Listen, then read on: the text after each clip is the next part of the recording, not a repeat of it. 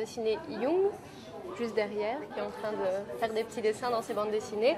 Il est l'auteur des 3 tomes de Couleur de peau miel, une BD en 3 volumes, dont le 3e tome vient de sortir, et dans laquelle il raconte en étapes comme ça son adoption quand il avait 5 ans. Il est coréen, il a été adopté par une famille de Belges et il raconte de manière un peu documentaire la manière dont 200 000 enfants ont été adoptés depuis la fin de la guerre en Europe et aux États-Unis. Et également du coup son parcours, son adoption par une famille de Belges et surtout toute la difficulté que peut avoir une personne, un enfant qui devient adulte à se créer, à créer son identité par rapport à toute cette histoire. C'est passionnant, il le fait avec plein d'humour, avec plein de tendresse et ce qui en fait une sorte de BD un peu universelle sur le sujet. J'ai quelques personnes ici qui ont été touchées par cette bande dessinée de par leur histoire et certainement leur sensibilité. Donc peut-être elles vont nous dire 2 petits mots sur cette histoire. Bonjour, voilà, je m'appelle Kim et donc comme vous le voyez je suis coréenne, je suis adoptée, j'ai été adoptée à l'âge de 18 mois et ce que je trouvais formidable dans la BD de Jung, c'était qu'il est parvenu à mettre un dessin et sur des émotions en fait qui sont difficiles à exprimer. Je crois que le sentiment par exemple, le sentiment d'étrangeté qu'on rejette parce qu'on est différent mais qu'on ne veut pas se voir différent, ça c'est quelque chose que je n'avais pas tout à fait conscientisé et je crois que jusqu'à l'âge de 18 ans, ça peut paraître un petit peu absurde, mais on se voit dans un miroir et on a l'impression qu'on est occidental. Donc par exemple, ma mère est grande et brune aux yeux verts et j'ai l'impression que je lui ressemblais, ce qui est absurde évidemment. Mais c'est cette impression. Et donc, le fait de mettre ça en BD et de pouvoir expliquer toutes ces émotions, ça m'a vraiment pas beaucoup aidé. Je trouve que c'était très touchant la manière dont il est parvenu à mettre des mots sur ces petites choses comme ça qui sont difficiles à expliquer en fait pour les gens qui ne sont pas adoptés en fait. Cette impression qu'on a de vouloir à tout prix ressembler aux autres et on est tellement en fait différents parce que finalement la première chose qu'on voit quand on me regarde c'est que je suis asiatique et moi je le ressens pas du tout comme ça à l'intérieur en fait. Et puis j'ai remarqué que j'étais asiatique petite par le regard des autres, mais les réflexions des autres. Et puis je laissais sommeiller longtemps, puisque bon, je faisais des études de latin-grec, donc je parlais français, je pouvais parler néerlandais, j'étais belge. Et puis quand j'ai eu des enfants, en fait, mes enfants avaient les yeux bridés. Et ça m'a ramené alors à mes premiers questionnements. Ce qui est marrant, c'est que donc, je suis artiste plasticienne et je travaille sur l'identité.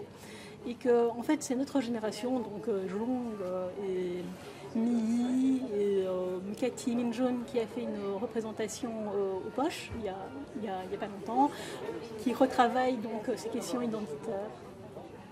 Et donc oui, qui peuvent être des mots sur des ressentis qui continuent à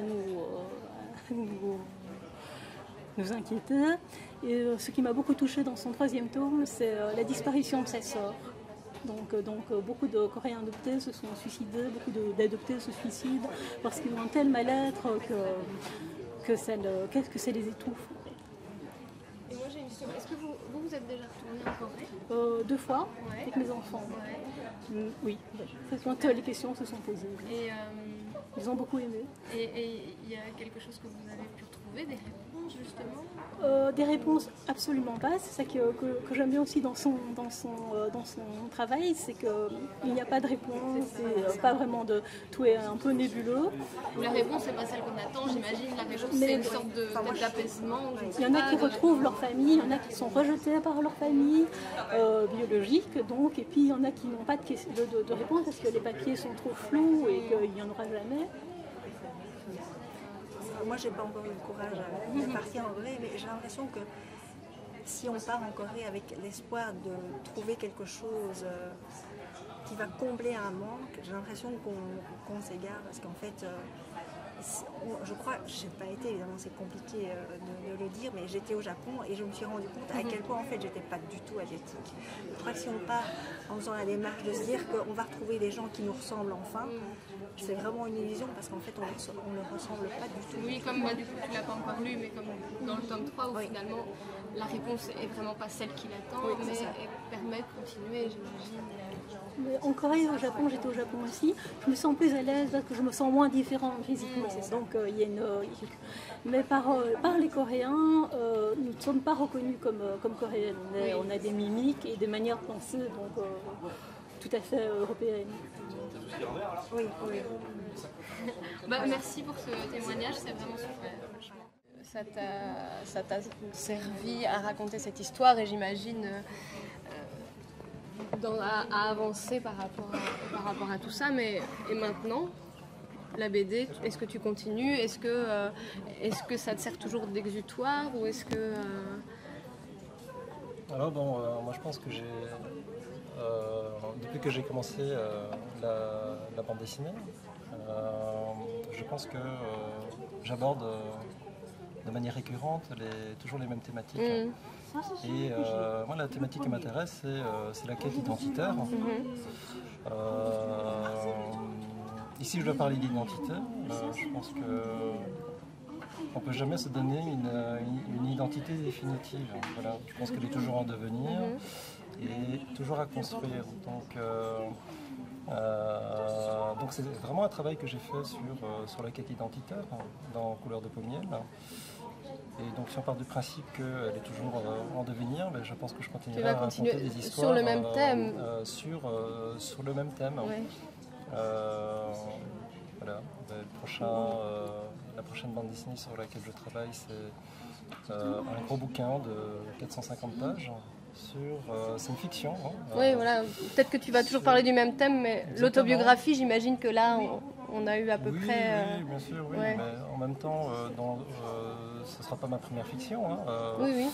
J'ai fait quand même un certain nombre de bandes dessinées avant. Et à travers le filtre de la fiction, finalement, c'est... Tu peux continuer à parler de toi quand même. Oui, voilà, exactement. Oui. Et donc, d'ailleurs, le prochain...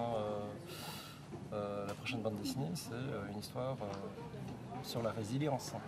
Voilà. Donc je continue à creuser le même sillon, comme je dis souvent, à explorer la même caverne.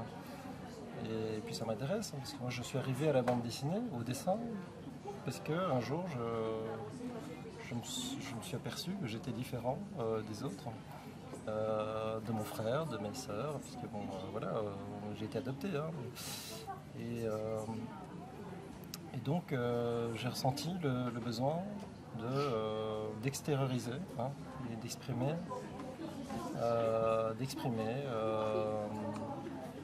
mon intériorité. Voilà. Et donc ça s'est traduit par l'apprentissage du dessin. Parce que je n'étais pas très doué en fait en dessin au départ. C'est vrai, je n'étais pas doué, moi j'ai commencé très tard. Mais j'avais un objectif, c'était raconter des histoires. Et pour pouvoir raconter les histoires que je voulais en bande dessinée, il fallait que j'apprenne la technique. Donc j'ai passé pas mal de temps à apprendre la technique jusqu'au jour où je me suis libéré de cette technique pour pouvoir raconter les histoires qui m'intéressaient. Voilà.